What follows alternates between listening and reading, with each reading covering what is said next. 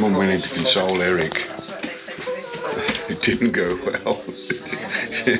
He was crying over his toys, and then Mum started crying, so that was the... Our life is changing. We are all saying goodbye to the things that we love. Although we're taking some of those things with us. Eric loves pickle and Hugh loves rocks squash. Look what Daddy's got you.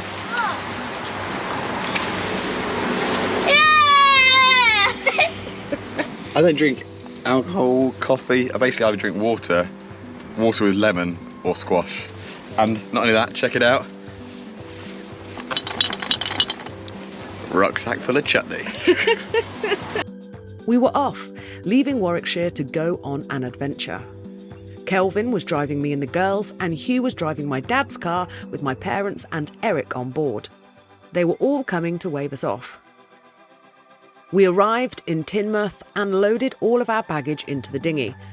That chutney and pickle weighing my dad down.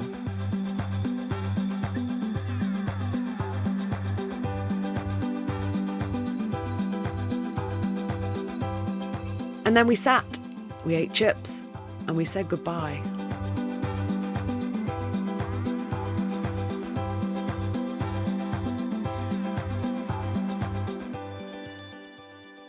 Anyway, the most important thing is have fun and be safe.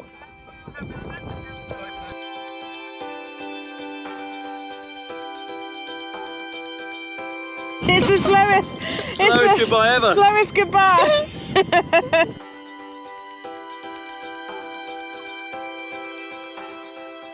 It's the slowest goodbye ever. The shore's right there. Like they could be walking alongside us to go, come on. Gee, there's August pickle pot. Eric's worked out he's got enough pickle to last him until his birthday, as long as he can ration himself. So he's only allowed to have one whole jar a month. But if you can do that, September. That's all the sesame seed I've got, but there's none in France. So. Anyway, and then the chutney. 5, 6, 7, 8, 9, 10. I bought 11 chutneys. That's a year. Yeah, I wish I had more squash, to be honest. Eric, what did you just remember? Beans. We need to get some beans. We're gonna get baked beans. I love the beans and toast. The last time we were in France, Dad kept walking around the shop and was like, oh, there's no beans. He finally managed to find some in an English section. I'm really pleased you remember that. I had completely forgotten that we need to get beans. And also Marmite occasionally. There's no Marmite. Things were changing, although some things will always stay the same, like a Harry Potter bedtime story.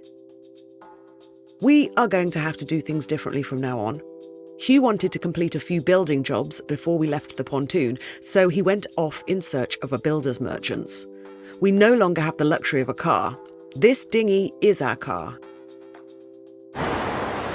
So I've just very cheekily landed at the beach at Riverside Boatyard, I think it's called, because I had a quick look on the map earlier, and right on the other side of the railway, there's a bridge, is on Morrison's, but also a Travis Perkins. How do I get out of here? Oh. Someone's hopefully showing me where the code is.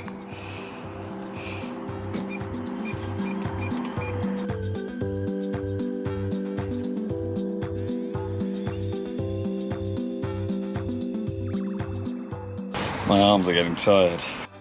Getting a sheet of ply, a job that would normally take minutes if we had a car and a mooring, is now a whole morning's activity.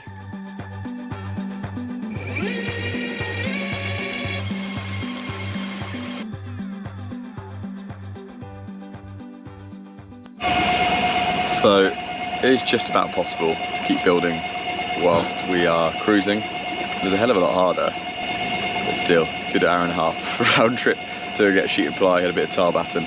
Anyway, with this and some spray foam, which I've already got on board, I think I can make a very lightweight but also quite well sound insulated door, which I can then hinge onto the roof in the passageway, so it's completely out of the way, and it's going to come down off the roof and hopefully create a decent amount of sound insulation, which means when I'm teaching, the kids don't have to crawl around and, you know, creep around. At the moment they're going, shh, Dad's teaching, but with that door shut, they can basically almost crack on like normal, as long as they're not making an absolute riot.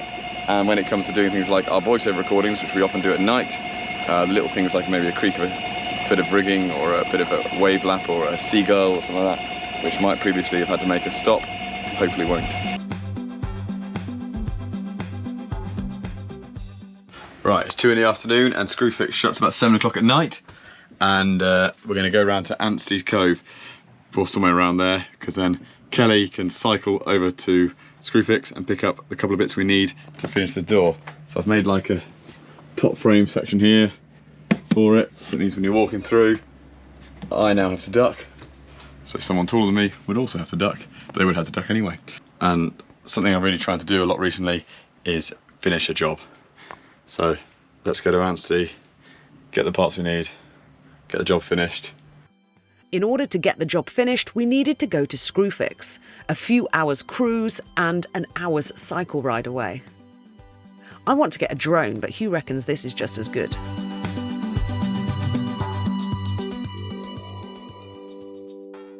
The family dropped me and the bike ashore and off I went.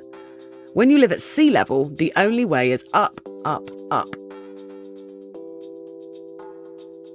I made it and got the parts we needed. My 8-year-old came to pick me up in the dinghy and my 6-year-old was there to take the lines. We're good? Yeah.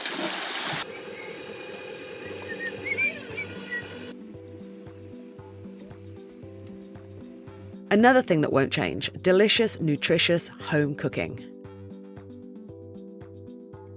My 2 eco-warriors spied some rubbish floating in the bay and went to get it. Is it pants?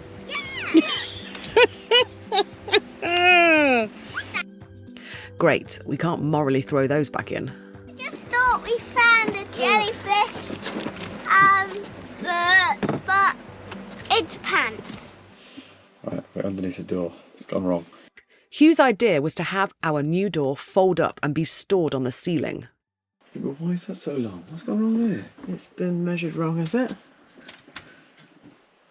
Have you measured it wrong? No.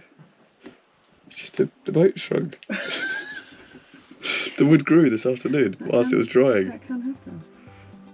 But mistakes happen, and we always tell the kids that this is part of learning, which is why none of us are afraid to give things a go. Me here, making some basic shelving to tidy this area, and the kids building and tinkering.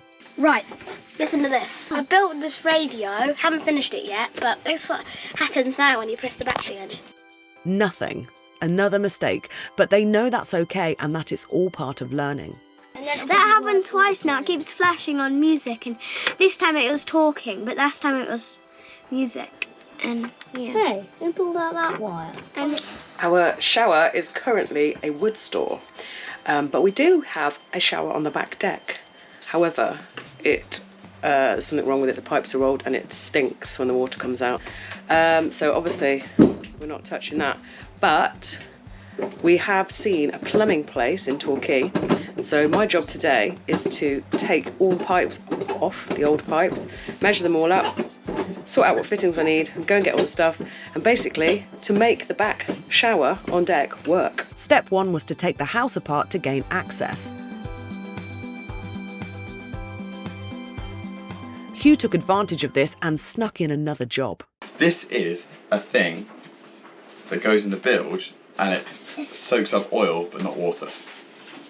So then the bilge pump kicks out, throws overboard. It should just throw out the water. If there's any oily residue from the engine, like trippings or anything like that, then that should capture it. Anyway, we'll lob that in, and that's a new one of those. And that's a small, tiny job, which I can do, because Kelly's opened the floor, and then she's going to get on with her very long, complex job. I first needed to turn the water off. This is the back of the shower unit. I would start the pipe removal and clean up here. Gross. If in doubt, knife it out. Oh, it absolutely stinks. A small break to watch England play in the semi-finals of the World Cup and to look at a jellyfish. Before, back to it. Finding the other end of the pipes and disconnecting them. I attached some mousing line which would make pulling the new pipes back in much easier. Then take the house apart and pull.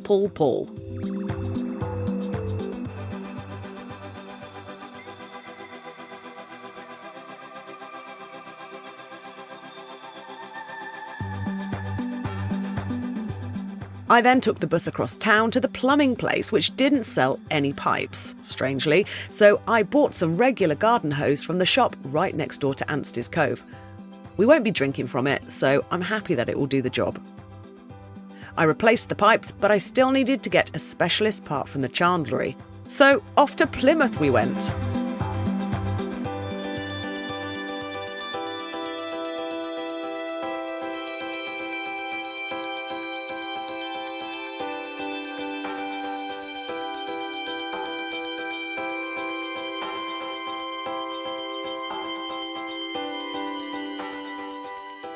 Other ways our life has changed.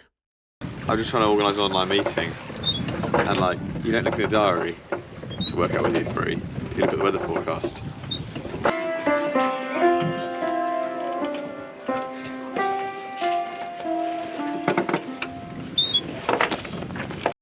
So there was a nice family we met, well I met, you never actually met them at Hayling Island. I got 2 kids and they spent the last year or so in a van travelling around. They've now got a catamaran and they're doing up, but they're in Plymouth, so I sent them a message saying any recommendations on anchorage and stuff, and they just sent me a really useful PDF about anchorage moorings, which is cool. Again, shows you how powerful the community is. But she's also said to me, Tony said, just so you know, tonight is the 2nd night of a fireworks championship in Plymouth. My God. So there'll be some bangs. Last night it was noisy for about an hour or so at 9:30. That's cool. That is very 9:30 cool. to 10:30 is going to be a massive fireworks display for a championship. Amazing. That's going to be cool.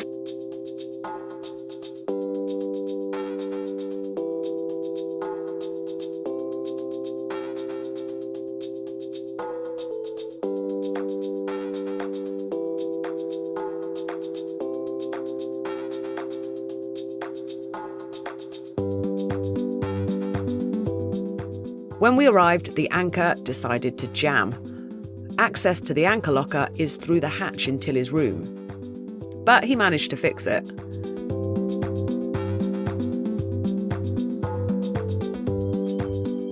So we are in Jenny Cliff Bay in Plymouth. So on the way here, on the passage here, we've discovered that there is a national firework competition tonight. Apparently this is a big deal. We even had Chris Froe, who's one of the previous owners of Esperance, messages going, so they used to come every year and anchor and watch it, which is really cool. Anyway, we are in the right anchorage, but we're basically at the exact opposite end from where the fireworks are. We are going to go and get a bit closer. We re-anchored and waited excitedly as more and more boats turned up. So 60 boats have arrived in the last few hours behind us, and there's at least another probably 20 or 30 around us and in front of us. 3, 2, 1! Wow! A bit noisy, a bit pretty. I feel it inside your scalp. There's vibration inside your scalp. I was actually counting down, that was completely... Nice in a package.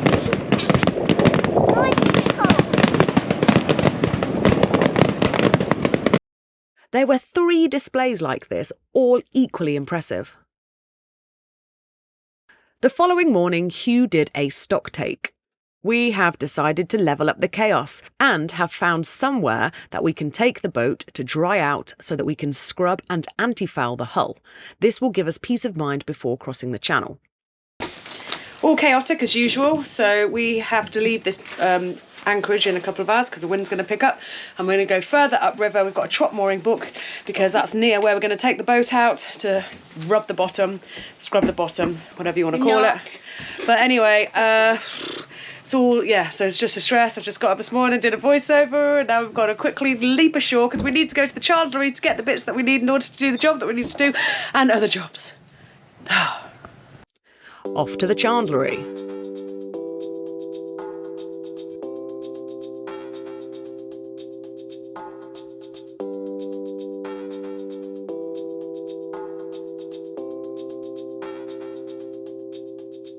Hugh was lectured on the merits of copper coating over anti-foul. We know this. If we had the money, it would be a no-brainer, but we don't. I managed to get the missing piece for my deck shower project, and the kids were entertained. Spain, Turkey, Wales, Netherlands. I don't know how much you saw yesterday. We had a lot of trouble with the anchor. The chain got caught, so we couldn't get it out anyway. So I've just gone to flake down. We've got 40 metres over the side at the minute, which we've got 60 metres in the boat, so I've just tidied up that 60 metres. So at least the top 10 of that and the 40 that's out is all usable next time it comes down. Hugh practicing the lasso method as we were heading for a trot mooring. For those who don't know, a trot mooring is where you tie to 2 buoys, one at the front and one at the back. We struggled picking up one buoy, so this was going to be a challenge. Luckily, there was help on hand, although Hugh had to take charge. We were slightly too big for this mooring, which was problematic. Right, after that kerfuffle with this trot mooring, hate trot moorings. Esperance's got so many bits sticking off her, a bowsprit, this big ladder at the back. So look at this trot mooring hanging off the back of our ladder. Anyway, there's 2 lines off each buoy.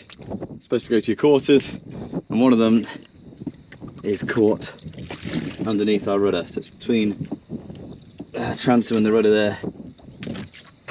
And all I can say is, thank goodness this is not the buoy we're hanging off, because this would start doing some damage. But at least these lines are slack, because we're hanging off the forward one at the minute. Anyway, so I'm hoping I can get this out without having to get in the water. I've cleared it from the top of the rudder, so leave it, hope it'll sink, and we'll be able to pick up the yellow buoy as per before. If not, I haven't really got a plan. Success! We were free. Just in time for the weather to turn.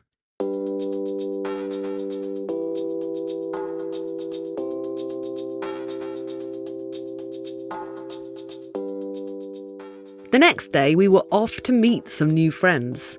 The same family who had told us about the fireworks had offered to pick us up and take us to the beach so that all the kids could have a fun day playing together.